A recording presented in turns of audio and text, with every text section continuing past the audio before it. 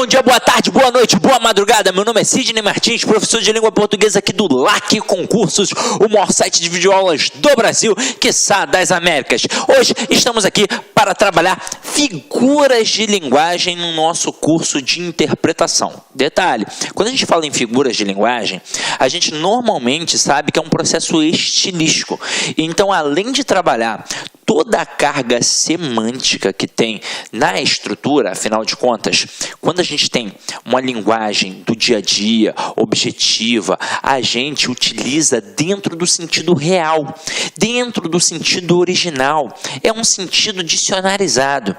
Quando a gente cai para dentro da figura de linguagem, a gente vai utilizar dentro do sentido conotativo, dentro do sentido figurado, dentro do sentido literário, ou seja, a gente vai empregar a palavra ou a expressão fora de seu sentido original. Então é a possibilidade que a língua tem de trabalhar vários aspectos que vão além da linguagem objetiva dos textos do dia a dia. Na verdade, aqui a gente vai trabalhar algo a mais, algo que tem muito a ver com o próprio estilo do autor, de quem produz aquele texto, de quem produz aquela expressão. Então, é uma forma muito peculiar de trabalhar a linguagem e muito interessante. A gente vai estudar isso para que você tenha a capacidade de responder as questões das provas, mas também de perceber todas as malícias que a língua possui dentro de um texto e poder interpretá-lo melhor. Então, o que a gente vai fazer aqui? Eu sei que figuras de linguagem é algo muito tranquilo para alguns candidatos, mas é algo muito nebuloso para outros. Então, como de praxe, a gente vai fazer um estudo dirigido e vai cair para dentro para poder entender todo o desmembramento que tem dentro da figura de linguagem e também quais são aquelas que caem mais na prova. Tranquilo? Então, vamos lá. Quais são, né? Então, acompanha aqui comigo. Ó.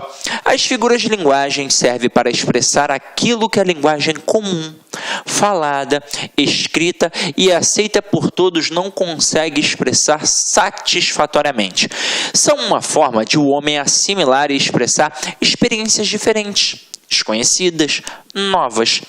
Por isso, elas revelam muito da sensibilidade de quem as produz, da forma como cada indivíduo encara as suas experiências no mundo.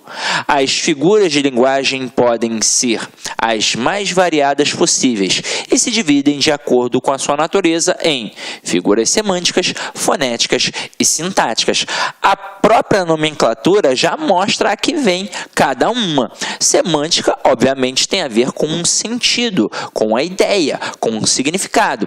Fonética tem a ver com sua estrutura sonora e sintática, a gente já sabe, é a figura de linguagem que vai trabalhar o processo sintático, ou seja, o processo da relação que aquele termo vai ter com o outro e aí como é que aquilo vai funcionar sintaticamente. Tranquilo? Então vamos lá. Primeiro começando pela figura semântica, que é aquela do sentido. Então são aquelas que dão ênfase ao sentido daquilo que se está dizendo.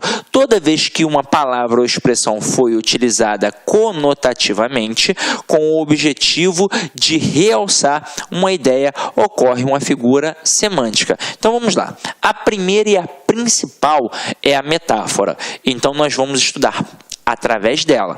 Por quê? Todas as outras são provenientes da metáfora. Se tem duas para eu falar que são muito importantes, são metáfora e metonímia. Todas vêm depois delas, ok? Então vamos lá. Primeira metáfora.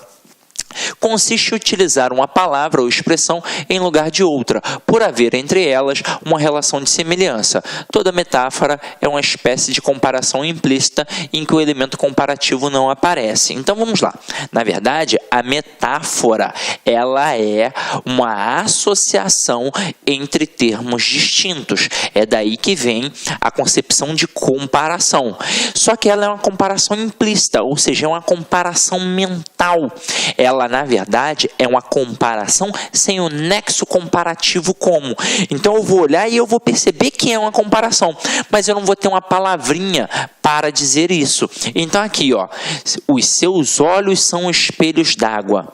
Então aqui a gente tem claramente uma comparação entre olhos e os espelhos d'água, para querer dizer provavelmente que os olhos são límpidos. Tanto é que eu boto aqui no nosso material, ó. Nesse caso, a expressão espelhos d'água fica no lugar dos elementos comparativos límpidos, transparentes, brilhantes, por manter com eles uma relação de semelhança. Além disso, podemos notar perfeitamente a implícita comparação estabelecida entre olhos e espelhos d'água. Os seus olhos são límpidos, transparentes, brilhantes, como um espelho d'água. Aqui eu coloco outros exemplos para que você possa entender melhor. Então, ó, o diretor é uma fera, minha mãe é uma santa, o vestibular é uma batalha, sua boca é um cadeado. E para ficar bem claro essa história de comparação mental e implícita, vamos lá. Eu coloco aqui assim, ó. Jorge é um porco. E Jorge come como um porco. Vamos aprofundar os aspectos apresentados. Então, na primeira expressão, eu coloco Jorge é um porco. Então, notoriamente, a gente tem uma associação entre Jorge e o porco. E aí, nessa hora, a gente faz uma comparação mental, uma comparação implícita. Ao dizer que o Jorge é um porco, eu, inclusive, abro o leque de possibilidades. Este Jorge pode ser um porco por ser um camarada nojento, por ser um camarada que não toma banho, por ser um camarada que não sabe, de repente, comer direito, um monte de coisas. Mas ele pode ser um porco porque é um pedófilo, porque é um camarada que fica assediando mulheres dentro do metrô, dentro do ônibus, por, de repente, ser um 71 que não me pagou. Então, é um monte de coisa. O Jorge é um porco.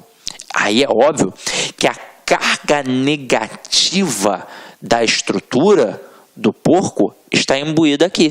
Agora, você vai falar, poxa, mas o porquinho é um camarada tão bacana, tem o baby, o porquinho, eu gosto de comer um carré, mas pelo senso comum, ao dizer que o camarada é um porco, é porque é algo negativo. Assim como se eu dissesse que ele é um burro. Mesmo a gente estudando a fundo e percebendo que o burro, o animal, né, o animal mesmo, o burro, é um ser muito inteligente, por sinal. Tanto é que tem uma história do Guimarães Rosa, que é o burrinho, né?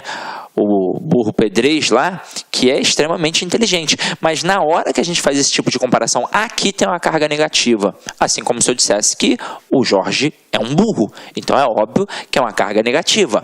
Agora, a gente já percebeu que nesta carga negativa aqui, eu abro para outros horizontes.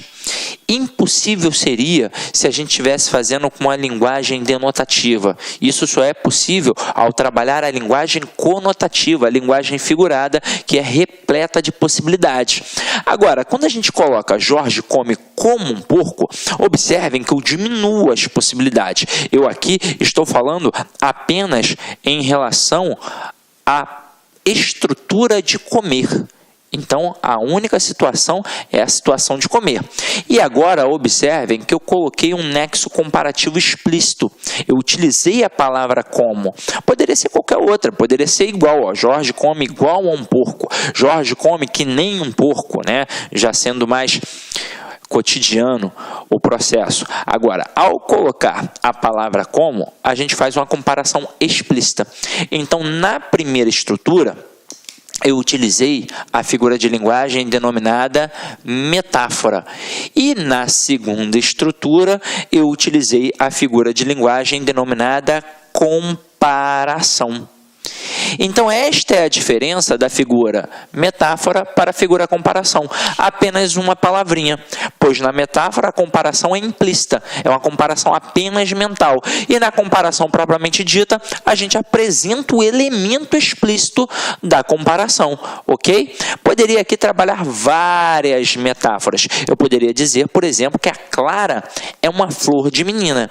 E aí, nesse momento, eu faço uma associação entre Clara e a flor, para dizer que ela é bonita como uma flor, delicada como uma flor, cheirosa como uma flor. Então, metáfora é isso. São as comparações que a gente vai fazendo. São as analogias que a gente vai atribuindo aos elementos. Agora, eu jamais, na metáfora, vou utilizar um elemento comparativo explícito. Ok? Beleza?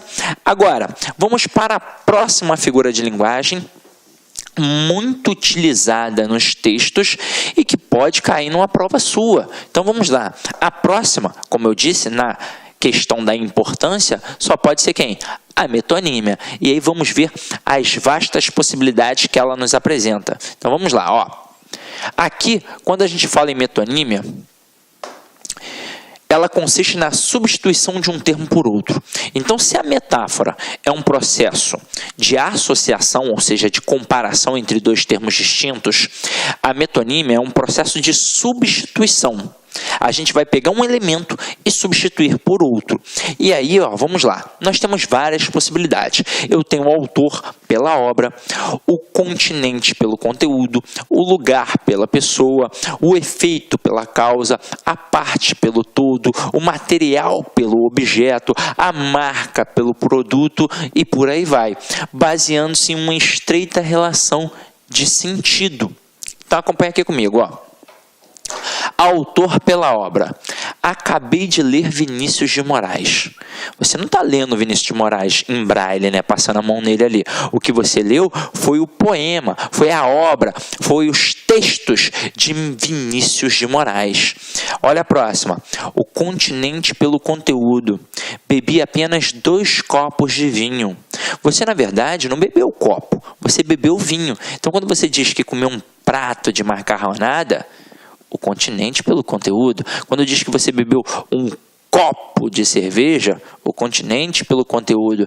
Então, meu companheiro, você não bebeu o copo, você bebeu a cerveja. Você não bebeu o copo de vinho, você bebeu o vinho. Então, isto é um processo de substituição. E isso a gente chama de metonímia. Olha uma outra muito importante. O lugar pela pessoa. E nem sempre todo mundo comenta sobre isso. Então, acompanha aqui comigo. O Brasília faltou hoje. Faz referência a uma pessoa nascida em Brasília. Na verdade, eu coloquei ali no nosso exemplo Brasília, mas no dia a dia, normalmente a gente não faz com a palavra Brasília. Você já deve ter percebido que a gente normalmente pega isso com a galera principalmente do Nordeste, mas também com a galera do Rio de Janeiro e com a galera de São Paulo. Isso acontece muito. Eu botei Brasília aqui, mas eu, pelo menos, Sidney, não escuto muito. Eu vi no exemplo e achei interessante trazer a voga aqui pra gente. Mas é muito comum, por exemplo, você que mora no Rio de Janeiro ir para outro estado e a galera, ô carioca, se é um paulista, ô paulista, se é do Nordeste, e aí o camarada não quer saber se é da Bahia, se é do Ceará, se é de Alagoas, se é de Sergipe, não quer. É o Pará, né? Qual é Pará? Paraíba, não sei o quê. Como se fosse a distinção correta. Afinal de contas, Paraíba é um estado, né? Mas deixa isso pra lá, né? Agora, quando o camarada fala assim, o Ceará, que tem o comediante, por exemplo, na hora que ele bota o Ceará, isso é muito comum com a galera do Ceará, ele está fazendo uma troca do lugar pela pessoa, da pessoa pelo lugar e por aí vai. Aqui eu botei Brasília, citei algumas situações, mas é muito comum com todos os locais, na verdade, e principalmente com a galera do Ceará. E eu sou do Ceará, então posso falar e tenho certeza que isso acontece muito. Então vamos lá, ó. O efeito pela causa, olha só que interessante é essa. Ergueu a causa, né? Ergueu a casa com o seu suor. Então isso é o efeito pela causa, porque na verdade ele não ergueu a casa com o suor, ele ergueu a casa com o seu, né, trabalho, com os seus braços, com o seu empenho ali. Mas tudo isso é uma situação que relata a questão da substituição, porque ele ergueu com o braço e com as ferramentas que ele utilizou. Mas na hora que a gente diz que ele ergueu com o suor, com o empenho, com a vontade, isso tudo já é um processo metonímico. Acompanha aqui comigo ainda mais algumas. A parte pelo todo. Essa daqui cai direto em algumas questões. O cara bota assim, ó, o bonde passa cheio de pernas brancas, pretas e amarelas. Nessa hora, ele na verdade não está passando só com as pernas, ele está passando com as pessoas, que são brancas, pretas e amarelas. Então aqui neste momento, ele faz uma substituição da parte pelo todo. E é muito comum esse tipo de substituição no nosso dia a dia. Essa é a verdade, a língua figurada, ela faz parte do nosso cotidiano. Aqui a gente utilizou o exemplo do bonde ali do Drummond, mas é muito comum a gente fazer assim, ó, estou procurando um teto para morar. Caramba, você está procurando uma casa. Na hora que você diz que está procurando um teto, você está trocando a parte pelo todo. É ou não é verdade? E aí você tem um exemplo de metonímia. Acompanhe aqui comigo o próximo. O material pelo objeto. O gato quebrou toda a porcelana da casa. Na verdade, o gato, ele quebrou todos os objetos de porcelana. Podem ser xícaras, podem ser pires, pratos e diversos outros elementos, né? Como eu não sou dona de casa, né? Eu não sei quais são os elementos de porcelana que tem na casa, mas pelo menos esse eu sei: xícara, pires e prato. Eu sei que é de porcelana. Deve ter mais alguma outra coisinha também, né? Aí eu já não sei, né? Bule, né? De porcelana, sei lá. Então, é isso. E esse daqui é muito comum também, ó. A marca pelo produto. Esse, então, é tão arraigado no nosso dia a dia que a gente nem percebe o processo metonímico. Ele usa gilete diariamente. Na verdade, gilete é uma lâmina de barbear. Então, eu vou trocando o produto pela marca, a marca pelo produto e por aí vai. E a gente faz isso direto. A gente faz através do Bombril. Quando eu digo que eu vou comprar Bombril, na verdade é uma palha de aço. Quando eu digo que eu vou comprar um chiclete, na verdade é uma goma de mastigar. Quando eu digo que eu vou, sei lá, beber uma Coca-Cola. Olá, meus amigos, minhas amigas, sou o professor Luiz Antônio Carvalho, com muito prazer, muita satisfação. Estou aqui para fazer um convite muito especial para você que está estudando para o BRB 2019. Nós aqui da Lá Concursos, nós preparamos um super curso online para vocês, um curso online pré-edital. Claro que assim que o edital for publicado, nós iremos lançar o pós-edital, e você matriculado no pré-edital, você pode ter certeza que você vai receber todos os upgrades a custo zero aqui na LAC Concursos, tá? Mas claro que você tem que estar dentro do seu prazo de acesso. Então, nós aqui da LAC Concursos, nós temos aí um curso aí super competitivo para o BRB, tá certo? O concurso esse que já foi autorizado, encargo escriturário, investimento apenas 10 parcelas de R$30, e você tem um prazo de acesso durante 120 dias, né? Nesse prazo de acesso, você poderá assistir quantas vezes quiser e quantas vezes desejar. Tudo bem, meus amigos? Então aí faço o convite para vocês. Essa aula no YouTube são apenas aulas demonstrativas para você conhecer aí a qualidade dos nossos serviços. E digo para vocês que lá no site você vai assistir o final dessa videoaula e, claro, muitas outras videoaulas, porque nós fizemos uma playlist aí bastante pequena para vocês. Bacana? Forte abraço, fique com Deus e espero vocês aqui na Lá Concurso. Fui, tchau! Clique lá.